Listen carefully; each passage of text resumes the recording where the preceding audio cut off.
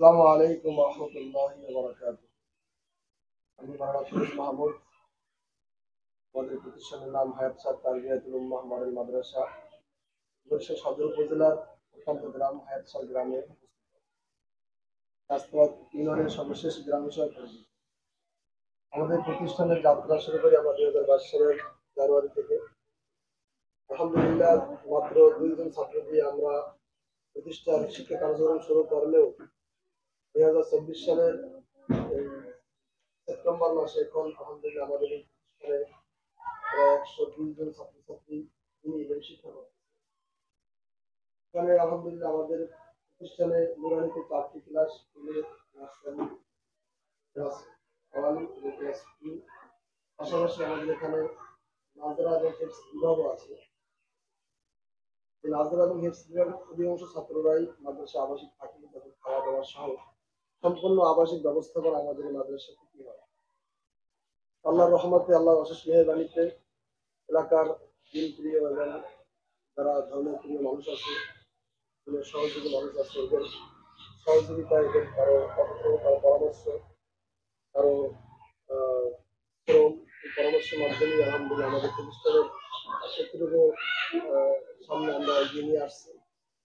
আমাদের এই প্রতিষ্ঠানের একটা ভবনের কাজ শুরু করছিলাম।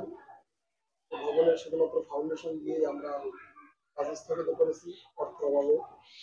এরপর আমরা প্রিন্সেপ মাদ্রাসা আলহামদুলিল্লাহ আমরা এই পর্যন্ত নিয়ে আসছি। এখানে প্রিন্সেপ মাদ্রাসার আনুষঙ্গিক কিছু কাজ এখনো বাকি আছে। দেখতে পাচ্ছেন মাদ্রাসার যারা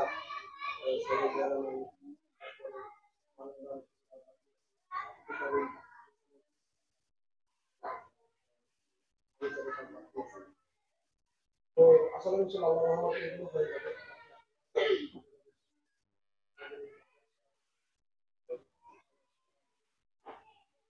রাখার জন্য সহযোগিতা করতে পারেন সেই মাধ্যমে মাদ্রাসার তাছাড়া যদি কেউ আসতে চান এখানে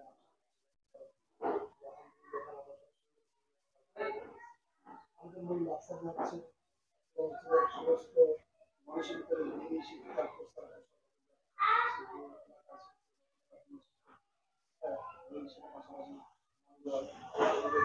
শিক্ষা আছে সেটাও যাতে লাভ করতে পারে।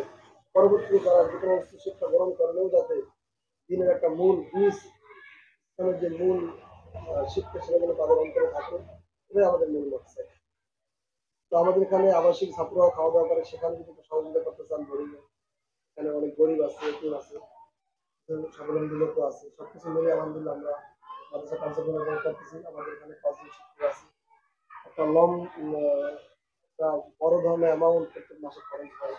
5 জন শিক্ষকের বেতন, বোর্ডিং খরচ, মাদ্রাসা আনুষঙ্গিক খরচ সহ এই খরচ আলহামদুলিল্লাহ আল্লাহ রহমত থেকে আসে। বাচ্চারা কিছু বেতন দেয়, তাছাড়া কোনো স্থায়ী আয়ের উৎস নাই। এর মাধ্যমে আল্লাহ তালা বিগত দিন চালিয়ে যেতেছে, ইনশাল্লাহ এভাবেই চলবে। তারপরে যারা দিনের মানুষ আছে, মহাব্বতের মানুষ আছে,